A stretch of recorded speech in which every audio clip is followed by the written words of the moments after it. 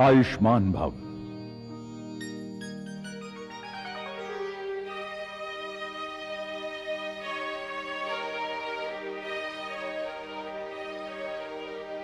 परिचय? शिखंडी आचार्य। और तुमने 3 दिन से अन्न जल ग्रहण नहीं किया। अन्न जल से अधिक आवश्यक था आपका शिष्यत्व। यदि मैं अब भी अस्वीकार कर दूं तो? आचार्य द्रोण का शिष्य होना मेरे जीवन से अधिक महत्वपूर्ण है। तुम्हारा गोत्र क्या है ब्रह्मचारी? कौशिक आचार्य। मैं क्षत्रिय हूं। तुमने वेदों का अध्ययन किया है? जी आचार्य। धनुर्विद्या? जी आचार्य। गदा युद्ध? आचार्य श्री के चरण कमलों में सीखना चाहूंगा।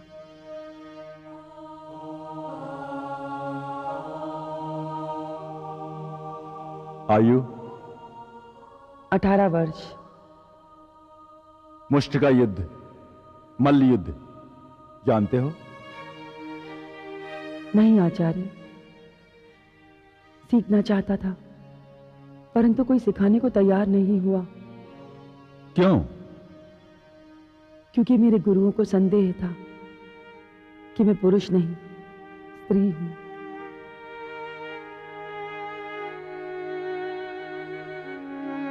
मैं भी स्त्रियों को स्वीकार नहीं करता। संभवतः मेरे दुर्भाग्य की कथा सुनकर आचार्य अपने निर्णय पर पुनर्विचार करने की आवश्यकता अनुभव करें। वत्स, तुम कहां से आए हो? तुम्हारे माता पिता कौन है? मेरी माता काशी नरेश की राजकन्या मनस्विनी है और मेरे पिता आपके अनन्य शत्रु पांचाल नरेश महाराज याज्ञसेन द्रुपद।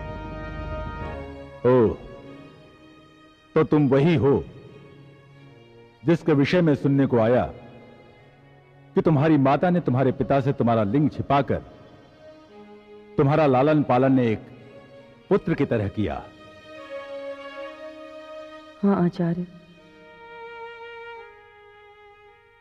मैं ही वो अभागा हूं।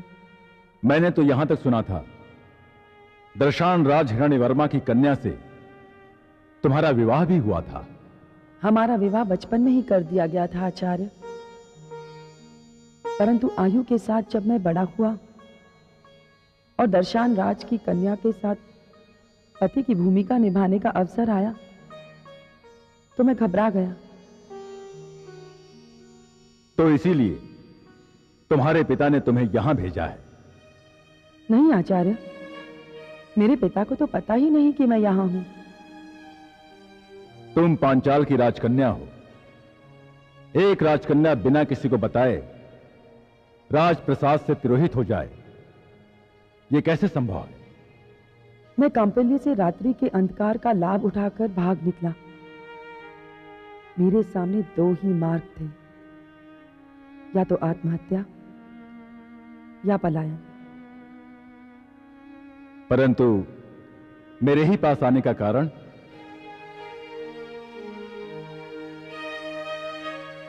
जब मैं आत्महत्या करने जा रहा था तो जिस व्यक्ति ने मुझे आत्महत्या करने से रोका उसी ने मुझसे कहा कि जीवन से भागना कायरता है। जीवन से भागो नहीं, जीवन को बदलो। और तुम यहां चले आए। कोई मूर्ख ही रहा होगा जिसने यह जानते हुए कि मैं स्त्रियों को शिष्य नहीं बनाता, तुम्हें यहां भेज दिया। वे मूर्ख नहीं, वासुदेव कृष्ण थे आचार्य। आश्चर्य है, परंतु वासुदेव कृष्ण ने तुम्हें मेरे ही पास आने का परामर्श क्यों दिया? जब मैंने वासुदेव कृष्ण के आगे अपना पूरा हृदय खोल दिया तो वासुदेव ने मेरा अश्रुपूरित मुख अपने हाथों में लेकर कहा, शिखंडी, जो तुम अनुभव कर रही हो उसमें लज्जा या अपमान की कोई बात नहीं है। प्रत्येक व्यक्ति में पुरुष और स्त्री का जोड़ होता है। जिसमें पुरुष अंश प्रबल होता है वो पुरुष होता है, और जिसमें स्त्री अंश प्रबल होता है वो स्त्री हो जाता है। परंतु जब दोनों अंश समान हो तो व्यक्ति पूरी तरह से यह स्वीकार नहीं कर पाता है कि वो पुरुष है या स्त्री। तुम्हारी दुविधा भी यही है, परंतु इसे दुविधा की तरह मत लो। देखो, हम शिव को भी अर्धनारीश्वर कहकर पुकारते हैं, आधा पुरुष आधी स्त्री। अपने आप को जैसे भी हो स्वीकार करो, अपने पुरुष को उसके कारागार से मुक्त करो शिखंडी। और पूरे आर्यवर्त में केवल एक पुरुष तुम्हारी सहायता कर सकता है, जो तुम्हें केवल पुरुष नहीं बल्कि लौह पुरुष बना सकता है, और वे है आचार्य द्रोण, जिनके हाथों में मिट्टी भी स्वर्ण हो सकती है। तुम तो तेजस्विनी क्षत्रिय हो। वासुदेव ने मेरे विषय में ऐसा कहा?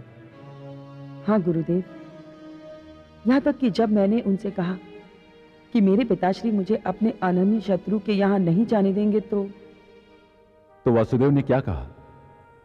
पिता की आज्ञा मानकर कायरों की तरह जीवन बिताने से श्रेयस्कर है पिता की आज्ञा का उल्लंघन करके एक वीर योद्धा बनना। मैंने पूछा, यदि गुरु द्रोण ने मुझे अस्वीकार कर दिया तो क्या कहा वासुदेव ने? एक योग्य शिष्य को एक सच्चा ब्राह्मण कभी भी शिक्षा देने से अस्वीकार नहीं करता। और फिर गुरु द्रोण केवल एक ब्राह्मण नहीं है, वे तो महान गुरु है। तुम उनके सामने पूरी विनम्रता, पूरी निष्ठा, पूरी निष्कपटता और सच्चाई के साथ जाना, उनसे कुछ मत छिपाना, और अपने पिता से अधिक उनके सामने पुत्र बनने का प्रयास करना। और तुमने मान लिया? मैं उनके चरणों में गिर पड़ा। मैंने ब्रह्मचारी के वस्त्र पहने और अवसर पाते ही राजप्रसाद से भाग निकला। क्या यह संभव नहीं कि तुम्हारे पिता ने तुम्हें गुप्तचर की तरह मेरी युद्धशाला में हस्तिनापुर के विरुद्ध सूचना एकत्रित करने के लिए भेजा हो? हस्तिनापुर में गुप्तचर के लिए मृत्यु दंड घोषित है।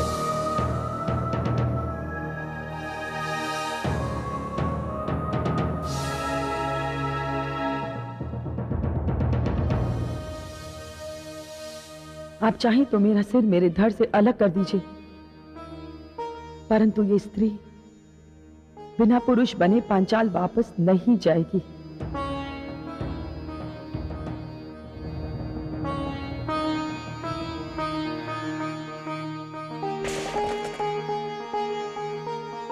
मैं तेरी परीक्षा ले रहा था, अब मैं तुझे पुरुष अवश्य बनाऊंगा शिखंडी।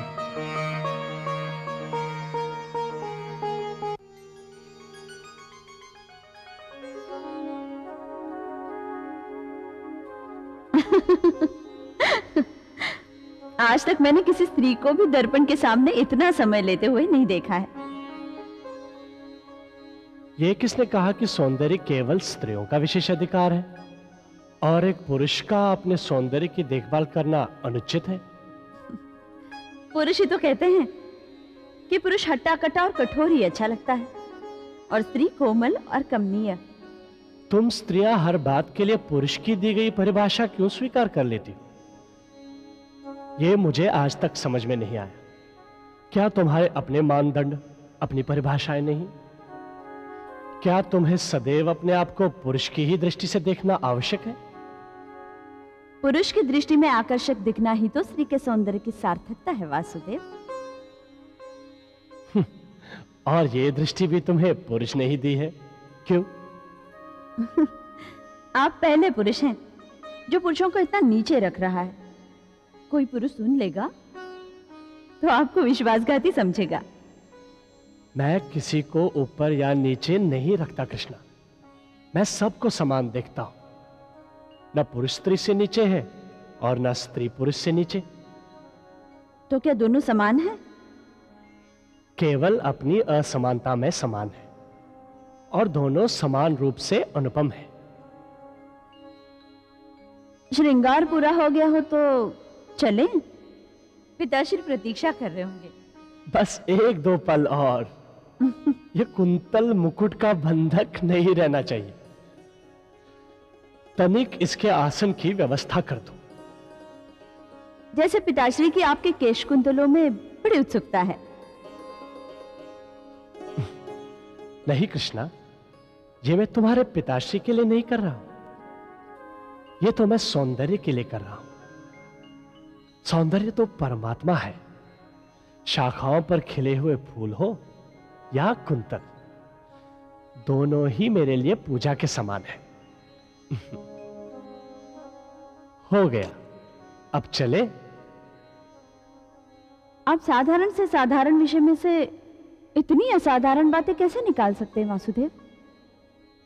कृष्णा, महाराज द्रुपद हमारी प्रतीक्षा कर रहे होंगे, चले।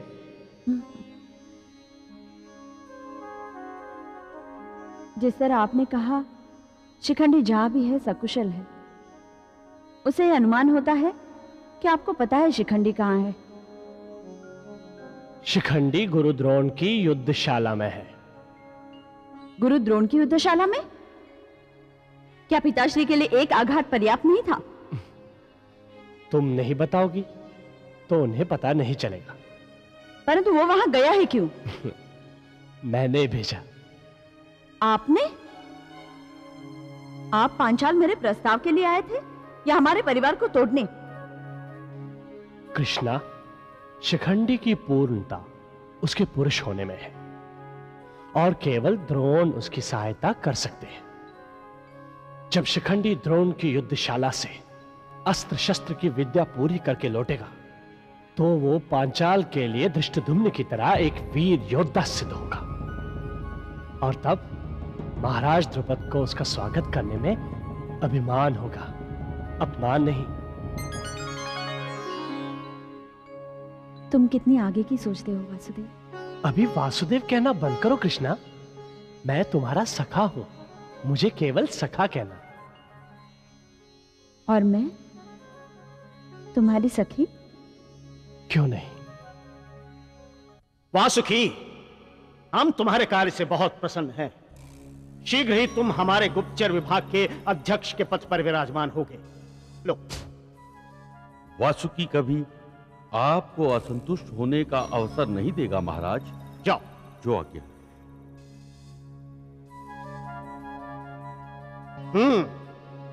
तो वासुदेव ने द्रुपद का प्रस्ताव अस्वीकार कर दिया।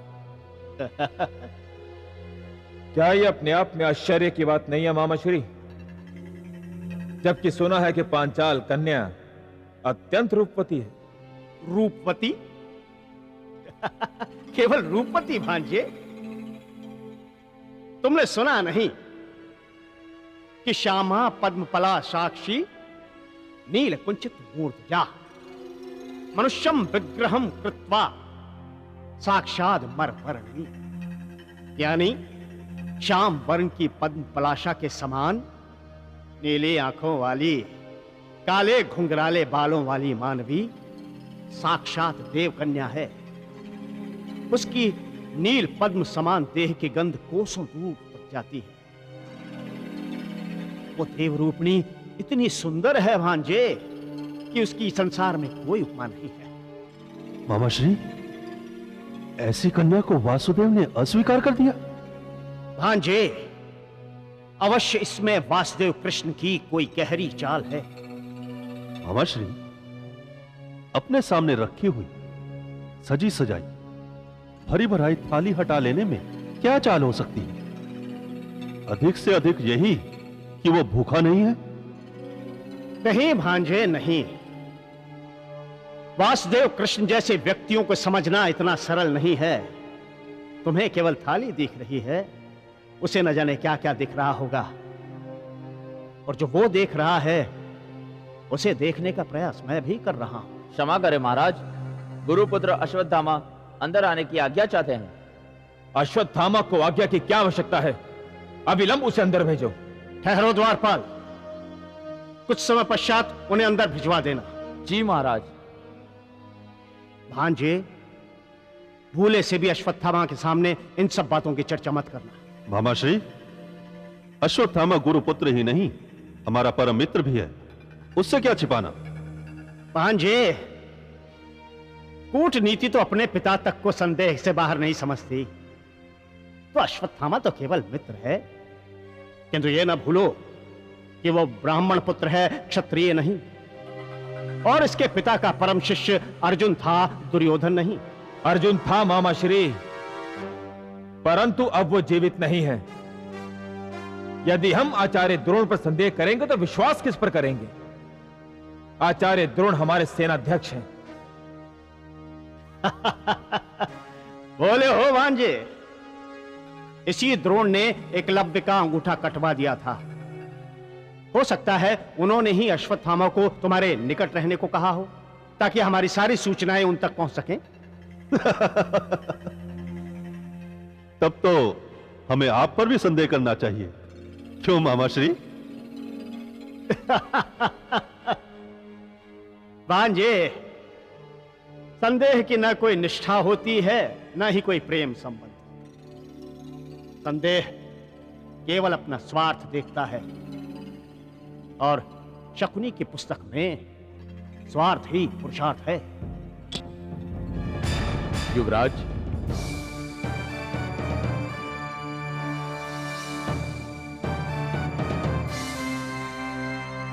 क्या कोई विशेष मंत्रणा चल रही थी?